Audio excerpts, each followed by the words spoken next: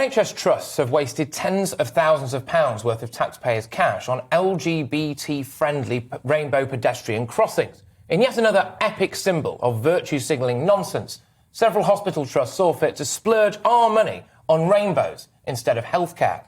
Salisbury NHS Foundation Trust in Wiltshire spent £11,000 on 4 rainbow crossings, and South West Yorkshire paid £5,000 for 9 crossings. More than 20 trusts have spent 46 grand on the rainbow crossings since 2019. Sherwood Forest Hospital's NHS Trust in Nottinghamshire spent 2,780 repainting a crossing in 2021 and said, get this, it was the latest addition to the Trust's equality, diversity and inclusivity agenda. What about the Saving Lives agenda? However, there was a rare glimmer of actual common sense. North Cumbria Integrated Care NHS Foundation Trust showed a bit of this common sense when it said it chose not to install the rainbow crossings because they were, quote, not deemed value for money. Well, absolutely right. How can a rainbow crossing be considered a good use of public money? I don't imagine that a gay man having a heart attack will feel any better as a result of seeing the rainbow flag splashed across the road as he's wheeled into hospital, do you? And I don't know whether or not to be more angry about this one. Belfast Health and Social Care Trust spent £2,824 on 2 rainbow crossings in the past year, but now both of them have been removed.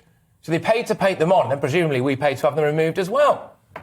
We keep hearing about how the NHS is under-resourced, but I tell you who's not under-resourced. The NHS Trust Chiefs.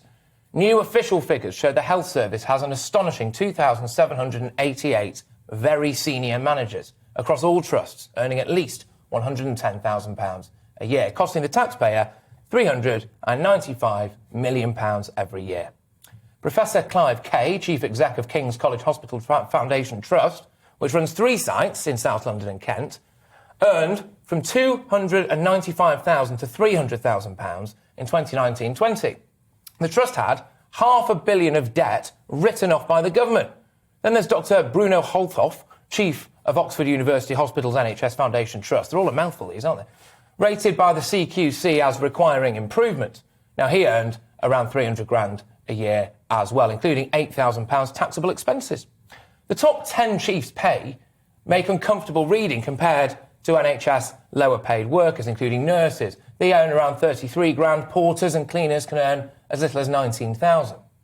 And on top of all that expenditure, as far as I can tell, our bang average chiefs, NHS bosses have approved spending of up to £42 million on management consultants to teach them how to reduce waiting times.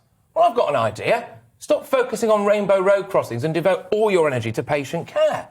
Shockingly, some of these rainbows were actually painted during the pandemic, so that's when the NHS was at its most overstretched. I don't really understand all this virtue signalling nonsense. It appears to me that companies, businesses and organisations feel as though unless they visibly display a rainbow, then people must think they're homophobic. If they don't take the knee, then they must be racist. Well, why can't we all just start by assuming that we're not all homophobic and racist? There are record waiting lists for NHS treatment. People are dying while they wait for healthcare. And we have NHS staff being paid 6-figure sums to think about rainbows. It turns out there are some rainbows with a pot of gold at the end of them. In my opinion, NHS Trust should not be spending a penny of our cash on virtue signalling. They're wasting our money while people are dying on their watch.